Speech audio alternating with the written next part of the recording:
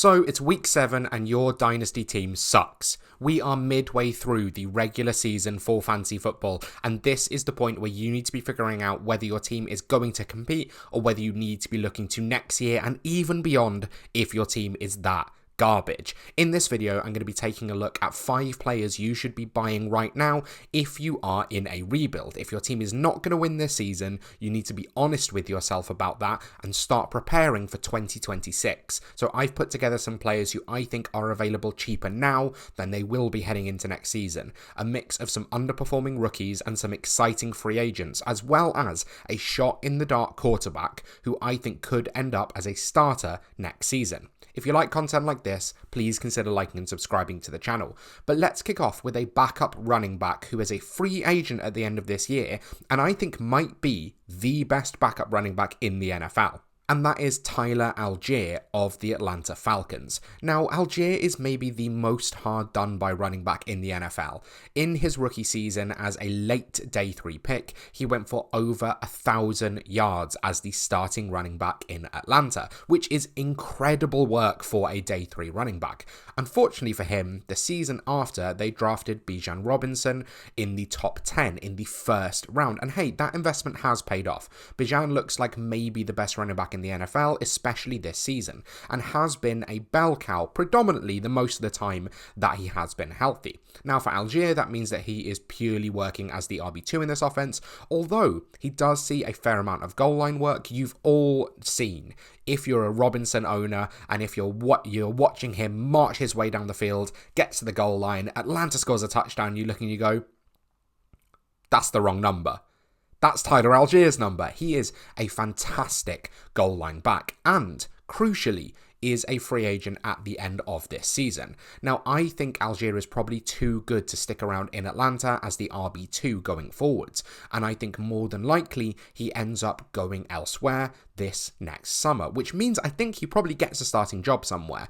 There are so many running back needy teams around the NFL, especially because we've had a small amount of disappointment from the rookie class, but also that aging veteran group are really starting to look like they're on the way out, whether it's Alvin Kamara, James Conner with a season-ending injury, Aaron Jones has been banged up as well. There's going to be some good offenses who need help at running back, and Allgeier isn't going to cost too much heading into 2026. And that's why I think he is a fantastic bargain on a rebuilding roster. Now, Allgeier probably won't cost you too much. You're looking towards a 2026 3, maybe a couple of 3s, or maybe looking towards one of those underperforming rookie wide receivers, those third-round receivers in rookie drafts who haven't done too much so far.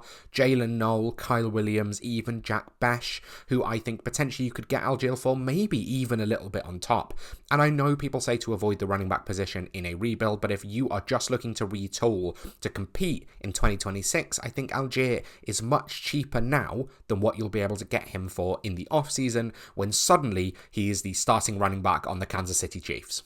Next up, we are going to Isaiah Likely. Now, Likely is very likely, difficult sentence, to be the tight end 1 in Baltimore next season. Mark Andrews is a free agent at the end of the year, and to be honest with how he's been playing this last season and the season just passed in 2024, I think it's very unlikely that they extend him. Now, there is a chance because he has been in Baltimore since day 1. He is a fantastic leader, but as his play continues to decline, knowing they have Isaiah Likely in on the bench means they are unlikely to be paying Mark Andrews. And tight ends sometimes take a while to develop. Likely really broke out last season, stealing a lot of work for Mark Andrews. Obviously has been injured this season a fair amount, but I think he's a really nice target to buy for next season. And I think one of the things you need to target is offenses that are underperforming and buying pieces that aren't helping people right now. The Baltimore Ravens offense has been maybe the most disappointing of the season to date, and that's even the case when Lamar Jackson was on the field. Derrick Henry has really underwhelmed. Zay Flowers has been good, but beyond him, any of the passing game options have really struggled. Now, Isaiah Likely is a fantastic red zone threat, but also a fantastic yards after the catch threat. And I think with Andrews moving on, can likely function as the second target on a team that does like to pass the ball more than they're given credit for. The two deals I'd be looking to make for Isaiah Likely would be potentially a late 2026 second. I think that's probably about the pick value that it takes to get this one done, but also crucially looking for a veteran tight end who is performing right now. So I would probably trade him for Jake Ferguson straight up, but I think you can probably get a little bit more in return. But tight ends like Dallas Goedert and even Travis Kelce, if you are making a move with a contending roster, you should be able to get that done and set yourself up with a likely tight end one candidate for next season. If you're enjoying this video, please consider liking and subscribing to the channel. There's so much more coming the rest of this season, and all you have to do in exchange to get all of it for free is click one little button. Luther Burden is a player I was in love with all throughout college, and it's been really disappointing seeing his start to life in the NFL. To be honest, it's been really disappointing for him and Colston Loveland, particularly given their draft capital, but Burden especially as a dynamic yards after the catch threat and an explosive big play wide receiver. His lack of playing time, especially playing as the wide receiver 4 in the offense, has been really disappointing. But coming out of the bye, I think there is going to be more scope for him to perform in the second half of the season, and that's for a couple of reasons. First of all, it's because we are starting to see the explosivity in action and starting to see some designed schemed touches going towards Burden. But even more so than that, we are seeing the drop-off of DJ Moore. We've heard rumours about unhappiness between DJ Moore and the coaches on the Chicago Bears, and I wouldn't be surprised to see him actually end up getting moved, which would leave Luther Burden as the starting wide receiver on this team, and hopefully able to find his way into 2 wide receiver sets. But obviously Burden is not doing a huge amount right now. He's probably the most expensive of any of the players in this video, purely because everyone who has Burden knows they are likely holding, trying to wait for that breakout to come. But I still think there's a chance that there's a buy window before he truly explodes, and especially if DJ Moore ends up being traded, that is going to explode his value because you assume it's going to be him filling in DJ Moore's workload. The main options I will be looking for in order to buy Luther Burden will be looking at a veteran wide receiver who is currently performing. Remember, if you are trading in a rebuild and you're trying to trade with contenders, they can use these players way more than you can. So Devontae Adams, Courtland Sutton, Michael Pittman Jr. are the 3 that I have straight away that I think they're going to help your roster right now. Luther Burden is probably unlikely to, but you can make that move pretty much 100 times out of 100. That deal is going to get done because people on the other side are going to see, I can get Devontae Adams for Luther Burden, who's not doing anything for me right now. Yeah, maybe I'm losing a little bit of value for an exciting rookie prospect, but if I'm going to win the title and I'm going to win the money, then I can afford to make that sacrifice.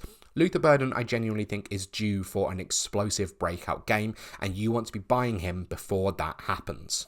Bhayshul Tuten is another candidate that I think you should be looking to buy before the explosive breakout happens. Now, Tuten has looked good on limited work, but unfortunately for him, Travis Etienne has looked even better. Etienne is having a huge bounce back season in Jacksonville, but more than likely he is going to end up leaving the team next season. I believe he's currently playing on his 5th year option, but if he's not, that means likely that they haven't taken the 5th year option. I think they did because Najee Harris was a free agent, right? So he's playing on his 5th year option. They're not going to extend him. It's incredibly, incredibly unlikely that they extend him, which means Tuten is likely going to be that explosive big play threat heading into next season. That is what he was drafted very early to do. He was, right at the beginning of day 3 in round 4. That's what he was drafted to do, to be the explosive big play threat in this offense. And he has managed to do it a few times so far. It's just that Etienne is seeing the majority of the work. But I think he is worth a bet for next season if he can get the starting role in Jacksonville, which I think is pretty likely. I would be looking to move some of those veteran running backs who aren't helping you a huge amount in a rebuild right now. Someone like Alvin Kamara, or even a win now wide receiver, like even previously mentioned with Devontae Adams, but someone like Cooper Kupp as well, that's probably going to be doing a bit more for the teams that are competing right now. But I think if you can look to move him, maybe even you move Derrick Henry for Bhayshul Tuten and a 2 or and an early 3, a couple of 3s, something like that. Now is the time to be getting out of those veteran running backs if you are not competing. And Bhayshul Tuten is a great bet to make for next season, even if he's not doing a huge amount this year. And finally, I mentioned at the beginning of this video a dark horse quarterback who I think could be a starter next season, or at least a bridge quarterback heading into next season, and that is breakout star for the San Francisco 49ers, Mac Jones. Now, Mac Jones is on a 2-year deal. He's not a free agent next season. But with how he has played this year, I wouldn't be surprised to see a team go out and make a move for him. The 49ers have never been against trading assets. They're one of the more trade-happy teams in the NFL. And if you can get more return on investment than what you paid for Mac Jones, that's a good idea, as much as having a good backup is a nice idea as well. Mac Jones, I believe, in the few games he's played, has proven himself as potentially a top 35 quarterback in the NFL. So maybe not someone you consistently want to be starting, but someone you're more than happy competing for a job. The grit and the toughness that he managed to show to pull out the win against the LA Rams was incredible, and that is the sort of thing that is going to endear him to every single head coach in the league right now.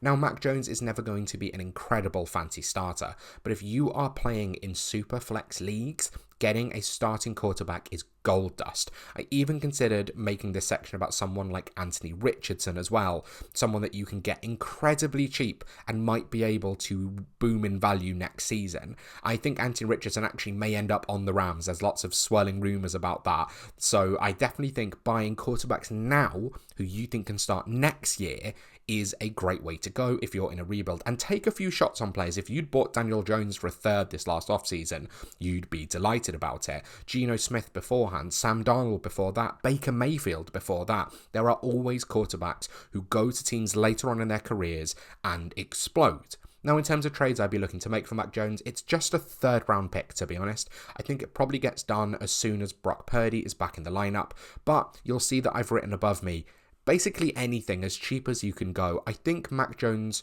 the sell window has closed because Brock Purdy is likely going to be starting this week. So I think for me, that is the perfect time to be buying because the prices have massively decreased. So wait for the confirmation that Brock Purdy is back in the lineup. Go and spend a 3rd round pick on Mac Jones. They are only 8% likely to actually hit in the first place anyway. And hold him on your Superflex roster and see if he can get a job next season.